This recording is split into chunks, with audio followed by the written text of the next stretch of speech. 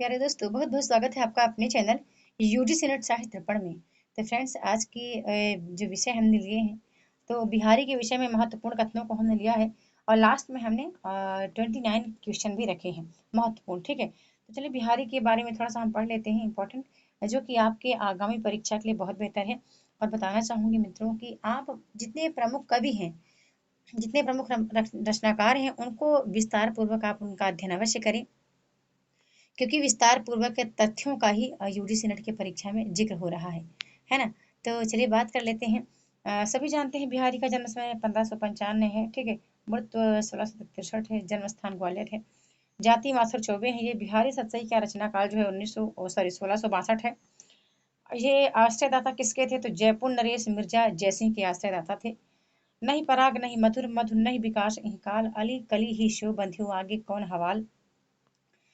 1645 ईस्वी में बिहारी ने सर्वप्रथम जय सिंह को उक्त दोहा लिखकर भेजा, जिससे प्रसन्न होकर जय सिंह ने काली पहाड़ी गांव एवं अपने यहाँ आश्रय दिया।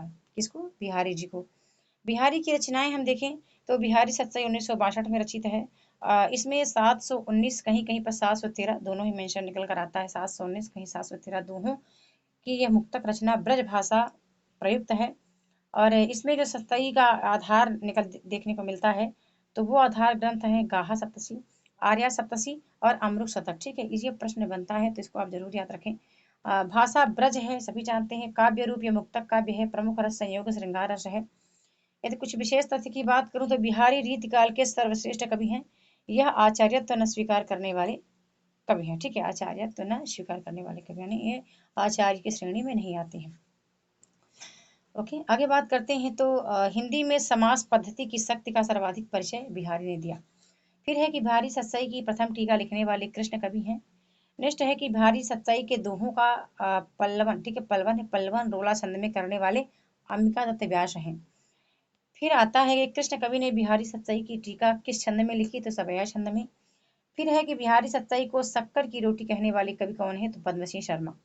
फिर है कि बिहारी के दोहों का संस्कृत में अनुवाद करने वाले परमानंद जी हैं। नेक्स्ट आता है कि परमानंद ने बिहारी सतसई के दोहों का संस्कृत में किस नाम से अनुवाद किया? तो श्रृंगार सप्तशती, श्रृंगार सप्तशती। अगला आता है कि बिहारी सतसई के प्रत्येक दोहों पर छंद बनाने वाले कवि कौन है? तो कृष्ण कवि हैं। फिर बिहारी सतसई की रसिकों के हृदय का घर कहने वाले कौन है? तो हजारी प्रसाद द्विवेदी है। यानी बिहारी सतसई के की रसिकों के हृदय का, यानी रसिकों के हृदय का घर कहने वाले हैं। यानी बिहारी सतसई का जो रचना काल है, ऐसा कह रहे हैं हजारी प्रसाद जी कि रसिकों के हृदय का घर है ये। तो ये हजारी प्रसाद द्विवेदी कहते हैं। आगे बिहारी को हिंदी का चौथा रत्न मानने वाले लाला भगवान दीन है। नेक्स्ट है कि बिहारी को रीतिकाल का सर्वाधिक लोकप्रिय कवि कहने वाले हजारी प्रसाद द्विवेदी ही है। बिहारी के दोहों पर प्रसन्न होकर दादा जय सिंह ने उन्हें कौन सा गांव पुरस्कार में दिया था? तो काली पहाड़ी। इनके दोहे क्या हैं? रस के छींटे, रस के छोटे छोटे छींटे हैं। कथन किसका है? तो आचार्य शुक्ल जी का। अगला है कि इनकी कविता श्रृंगारी है, किंतु प्रेम की उच्च भूमि पर नहीं पहुंचती, नीचे रह जाती है। कथन किसका है? रामचंद्र शुक्ल का। बिहारी की भाषा चलती होने पर भी साहित्यिक है। कथन किसका है? रामचंद्र शुक्ल का ही। अगला है बिहारी ने बिहारी सतसई के किस पक्ष का उपहास किया है? तो वियोग वर्णन का। नेक्स्ट है कि किसने बिहारी को ऐसा पीयूष वर्षी मेघ कहा है जिसके उदय होते ही सूर्य और तुलसी आच्छादित हो जाते हैं? राधाचरण गोस्वामी ने। फिर अगला आता है कि बिहारी सतसई की रामचरितमानस के बाद सबसे प्रचारित कृति मानने वाले श्याम सुंदर दास जी हैं। अगला है कि बिहारी को हिंदी साहित्य का बेजोड़ कवि कहने वाले विश्वनाथ जी हैं। नेक्स्ट है कि बिहारी की वाग विभूति के लेखक विश्वनाथ जी ही हैं। संपूर्ण विश्व में बिहारी सतसई के समकक्ष कोई रचना प्राप्त नहीं होती। कथन किसका है? ग्रियर्सन का। अगला है फिरंगे सतसई के रचनाकार आनंदी लाल शर्मा है।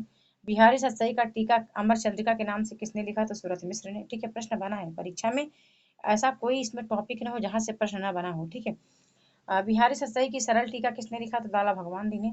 बिहारी सतसई की टीका लाल चंद्रिका नाम से किसने लिखा? तो लल्लू लाल ने। बड़ा इंपॉर्टेंट है। ठीक है, राम सतसई किसने लिखा? राम सहाय दास ने। फिर बिहारी सतसई की सर्वश्रेष्ठ टीका लिखने वाले जगन्नाथ दास रत्नाकर ने किस नाम से टीका लिखा है?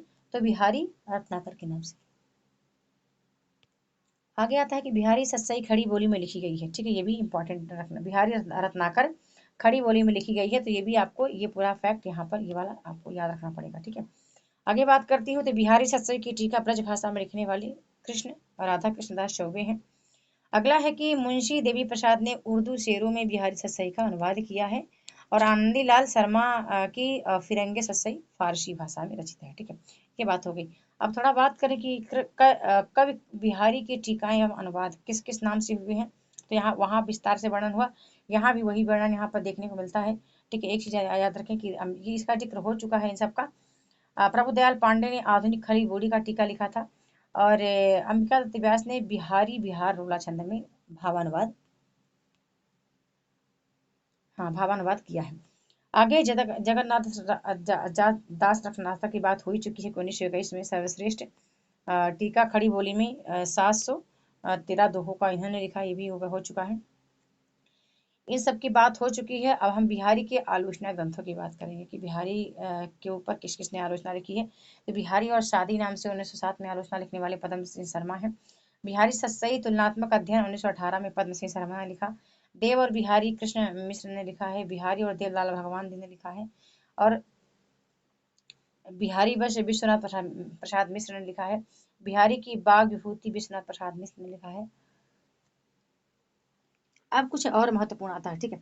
अब ये इतने महत्वपूर्ण यहाँ पर तथ्य है कि जॉर्ज गिरिसन ने लिखा कि संपूर्ण यूरोप में बिहारी सत्सई के संपर्क से कोई रचना प्राप्त नहीं होती है, ठीक है। ये हमने पढ़ लिया कि बिहारी सत्सई को पद्म सिंह शर्मा ने शक्कर की रोटी कहा है, ठीक है। यहाँ तो हम ये देख ही चुके हैं। कुछ और महत्वपूर्ण है जैसे कि हजारी प्रसाद द्विवेदी कहते हैं कि बिहारी सत्सई सैकड़ों वर्षों से रसिकों का मनमोह रही है, यह उनके हृदय का हार बनी हुई है और बनी रहेगी। यहाँ पर राम स्वरूप चतुर्वेदी कहते हैं कि ध्वन्यात्मक और व्याकरणिक दोनों स्तरों पर कविता की भाषिक तराश रीतकालीन मनोवृत्ति और मुगल कालीन कला की बारीक पसंदी के समानांतर चलती है। इस संदर्भ में बिहारी की रीतकालीन काव्य भाषा का प्रतिनिधि कहा जा सकता है। राम स्वरूप चतुर्वेदी और लिखते हैं कि उर्दू शायरी में जो सादगी का चमत्कार मिलता है उसी को टक्कर देता हुआ चमत्कार बिहारी ने शब्दों की तराश से पैदा किया है। आगे बच्चन सिंह लिखते हैं कि बिहारी के का मन क्रीड़ा परक प्रेम में बहुत अच्छी तरह रमा है। यही कारण है कि इनके काव्य में स्वरत चित्रों का अत्यधिक उल्लेख हुआ है। जिस हाव योजना या भंगिमा वर्णन के लिए बिहारी की अत्यधिक प्रशंसा की जाती है उसके मूल में यही प्रवृत्ति समझनी चाहिए, ठीक है। दिनकर लिखते हैं बिहारी के दोहों में न तो कोई बड़ी अनुभूति है न कोई ऊंची बात, सिर्फ लड़कियों की कुछ अदाएं हैं, मगर कवि ने उन्हें कुछ ऐसे ढंग से चित्रित किया है कि आज तक रसिकों का मन कचोट खाकर रह जाता है। जो लोग कविता में ऊंची अनुभूति या ज्ञान की बड़ी बड़ी बातों की तलाश में रहते हैं, बिहारी की कविताओं में उन्हें अपने लिए चुनौती मिलेगी, ठीक है। आगे हम देखते हैं विश्वनाथ प्रसाद कहते हैं कि बिहारी की भाषा पर वास्तविक अधिकार था। भाषा की दृष्टि से बिहारी की समता करने वाला, भाषा का वैसा अधिकार रखने वाला कोई मुक्तकार दिखाई नहीं देता। आचार्य शुक्ल की भाषा आपको पता ही होगी, कथन है ना, बिहारी की भाषा चलती होने पर भी साहित्यिक है, ये सबको पता है। देख लीजिएगा, इसको मैं ग्रुप में डाल दूंगी पीडीएफ को। रामचंद्र शुक्ल ने लिखा है कि श्रृंगार रस के ग्रंथों में जितनी ख्याति और जितना मान बिहारी सत्सई का हुआ उतना और किसी का नहीं। इसका एक एक दोहा हिंदी में रत्न के हिंदी साहित्य में एक एक रत्न के समान है, ठीक है। ये भी आप जानते हैं कि आचार्य शुक्ल का कथन, इसको पढ़ नहीं रही हूँ। ये इसको भी आपको पता है कि जिस कवि में कल्पना की समाहार शक्ति के साथ साथ भाषा की समाज शक्ति जितनी अधिक होगी उतनी ही वह मुक्तक की रचना में सफल होगा। यह क्षमता बिहारी में पूर्ण रूप से विद्यमान है, ठीक है। आचार्य शुक्ल का यह भी कथन है, तो जरूर देखिएगा क्योंकि आचार्य शुक्ल के कथन ही पूछे जाते हैं, ठीक है। यहाँ भी देख लीजिएगा, ये आचार्य शुक्ल का कथन फिर से यहाँ पर है। आगे हम देखते हैं कि राधा कृष्णदास ने मुहावरे और उत्प्रेक्षा के तो बिहारी लाल बादशाह थे।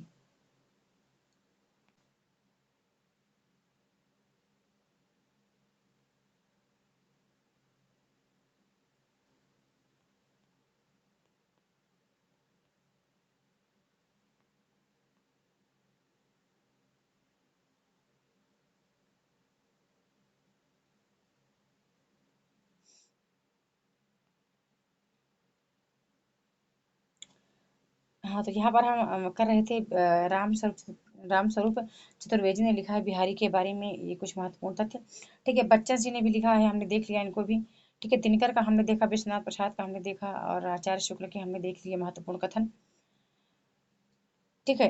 तो बंधु ये जो इम्पोर्टेंट तथ्य है, ठीक है, मैं आपको दिखा रही हूँ कि बिहारी के बारे में इनके कथन आपने पढ़ने हैं, ठीक है। और इसका पीडीएफ मैं समूह में डाल दूंगी, तो वहाँ देख लेंगे। यहाँ पर कुछ महत्वपूर्ण प्रश्नोत्तरी मेंशन है कि जो हमारे मित्र 250 रुपये में ऐड हुए हैं उन सबको ये पीडीएफ दिया जा रहा है, ठीक है, सभी को दिया जा रहा है। तो जो कोर्स में पढ़ रहे हैं उनको तो दिया ही जा रहा है, जो वहाँ है उनको भी दिया जा रहा है, ठीक है। तो आप देख लीजिएगा। बाकी ये जो महत्वपूर्ण तथ्य है, महत्वपूर्ण प्रश्न है, केवल उन्हीं तथ्यों से हमने लिया है जो अभी तक हम यहाँ पढ़कर आए, ठीक है। जितना कुछ हमने यहाँ पढ़ा, यहाँ से लेकर जितना हमने पढ़ा है वहीं से हमने प्रश्न भी बनाए हैं। प्रश्न कैसे बनते हैं इसका भी आपको क्लास मिल जाएगा, जब भी हम ऑल यूनिट से 100 प्रश्नों का एक क्लास लाएंगे, वहाँ पर आपको मिल जाएंगे वो प्रश्नोत्तरी।